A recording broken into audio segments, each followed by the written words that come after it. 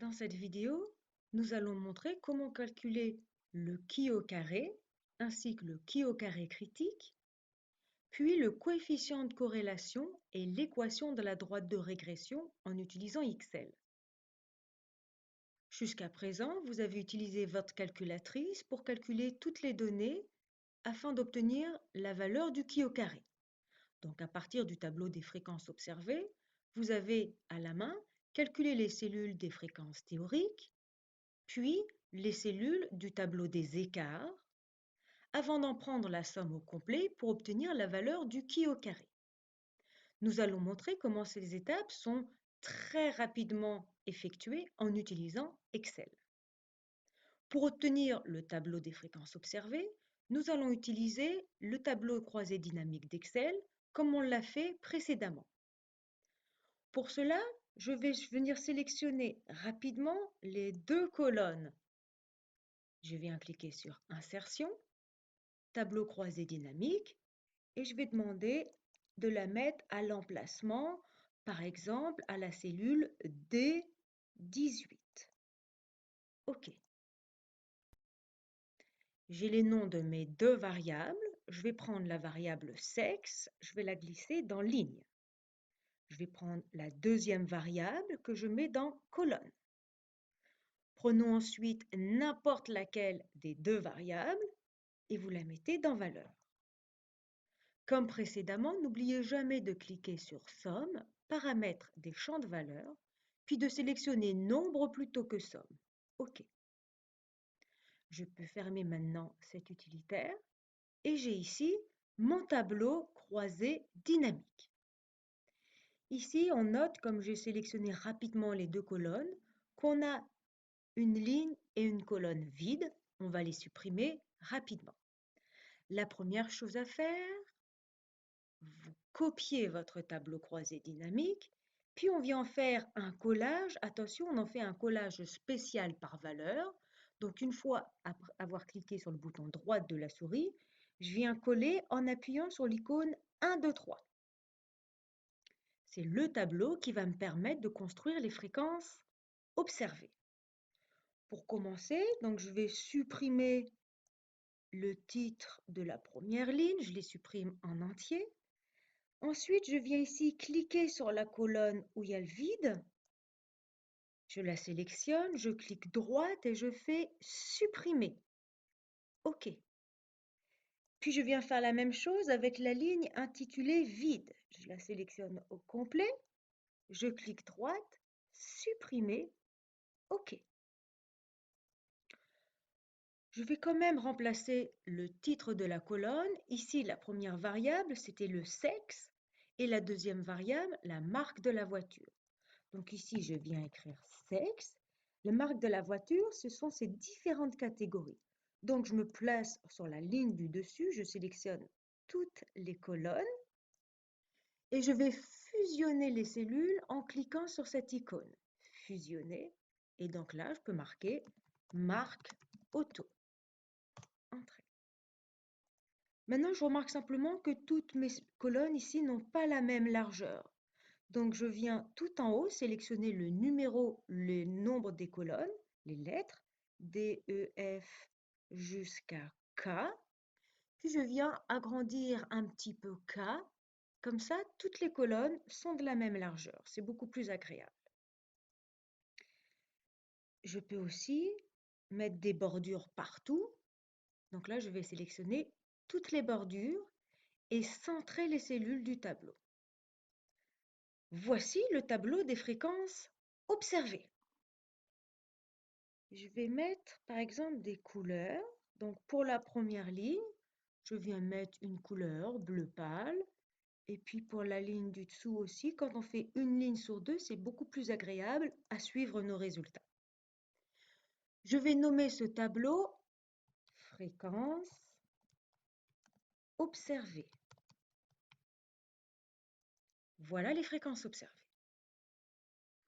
Pour faire le tableau des fréquences théoriques, je commence par recopier au complet ce tableau. Je viens le copier et quelques lignes en dessous, je viens le coller. Je prends l'habitude. Voilà, Le premier, il a conservé les mêmes données. Je vais maintenant vider l'intérieur des cellules et je vais renommer ce tableau par fréquence théorique. Rappelez-vous comment on faisait pour calculer les fréquences théoriques, cellule après cellule. On calculait en faisant le total de la ligne fois le total de la colonne, divisé par le grand total. C'est ce qu'on va faire ici en bloquant des cellules, ce qui nous permettra par la suite de recopier la formule sur l'ensemble des cellules du tableau. On va pour cela utiliser la touche F4 de votre clavier.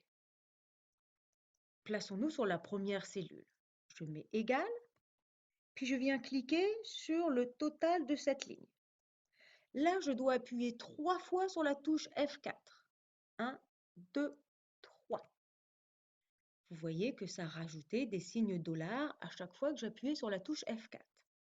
S'il ne se passait rien quand vous appuyez sur la touche F4, ça veut dire que sur votre ordinateur, vous devez en même temps appuyer sur la touche Fn en bas complètement à gauche de votre clavier.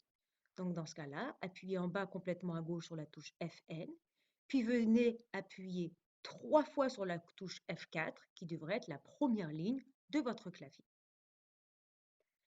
Maintenant qu'on a pris le total de la ligne, je viens appuyer sur multiplier, puis je viens sélectionner le total de la colonne. Et là, je vais appuyer 2 fois sur la touche F4. 1, 2. J'appuie ensuite sur diviser, puis sur le total complet et j'appuie une fois sur la touche F4. Entrée, voici la fréquence théorique pour cette première cellule. Le grand avantage d'Excel, c'est qu'une fois que j'ai écrit cette formule une fois, je n'ai plus besoin de la retaper, je vais simplement la copier sur les différentes cellules. Je me remets sur la cellule que je viens de calculer, puis dans son coin à droite, je clique et je maintiens appuyé jusqu'à avoir sélectionné la ligne au complet, puis je reclique dans le coin et je la recopie sur la ligne suivante.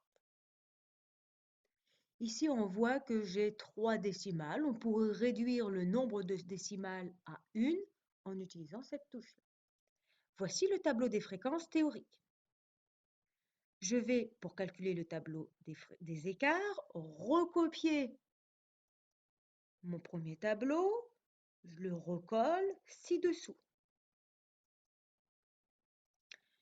Je vais de nouveau effacer l'ensemble des cellules de ce tableau et je vais modifier le titre par écart.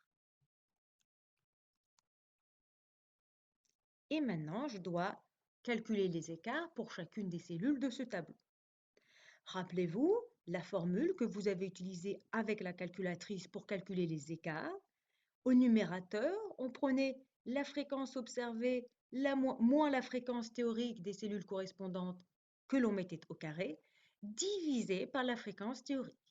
On vient faire la même chose ici. Donc je clique sur la cellule, j'appuie sur égal, j'ouvre une parenthèse, puis je clique sur la cellule des fréquences observées, moins, je clique sur la cellule des fréquences théoriques et je referme la parenthèse. Pour élever au carré, vous appuyez sur la touche accent circonflexe, qui est juste à droite du P, suivi du chiffre 2. Voilà, élevé au carré. Et on appuie maintenant sur diviser et je reclique sur la cellule des fréquences théoriques, entrée. Et maintenant, je n'ai plus qu'à recopier cette formule sur les différentes colonnes, puis sur les 2 lignes. De nouveau, je pourrais décider de ne conserver qu'une décimale arrondie en utilisant cette touche. Nous avons à présent les 3 tableaux. Vous avez vu comme c'est rapide avec Excel. Le tableau des fréquences observées, le tableau des fréquences théoriques et le tableau des écarts. C'est à partir de ce tableau des écarts qu'on va pouvoir prendre la somme afin d'obtenir la valeur du qui au carré.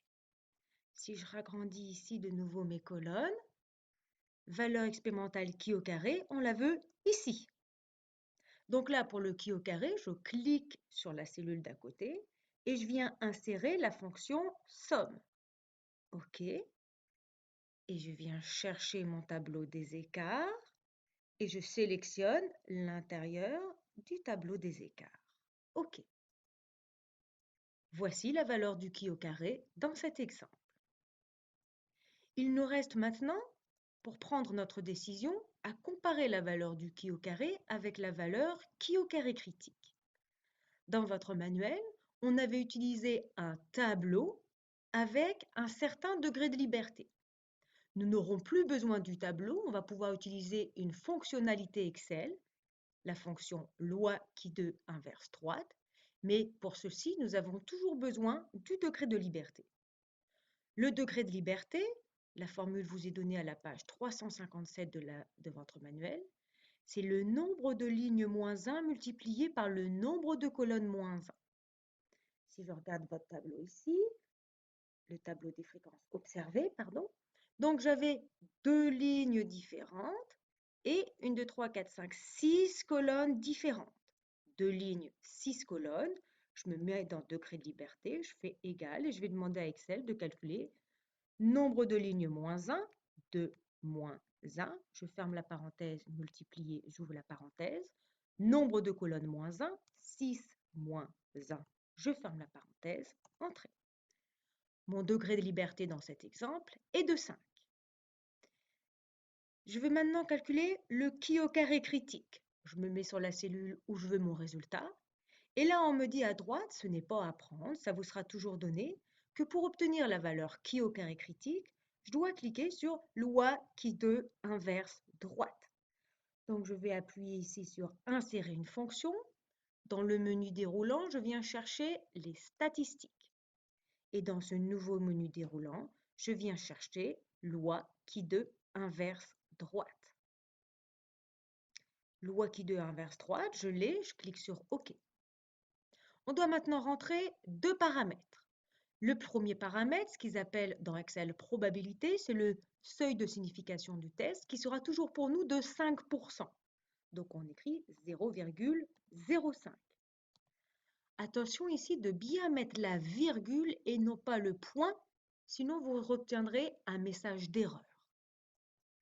Le degré de liberté, eh bien je vais cliquer sur le degré de liberté ou vous pourriez taper simplement 5. OK. Voici la valeur critique qui au carré critique dans notre exemple. Donc, si je voulais faire le test, ici je trouve que la valeur du qui au carré a largement dépassé le qui au carré critique. Donc, mes deux variables sont dépendantes. Donc oui, la marque de la voiture dépend du sexe. Voilà l'ensemble des calculs nécessaires au qui au carré et au qui au carré critique en utilisant Excel.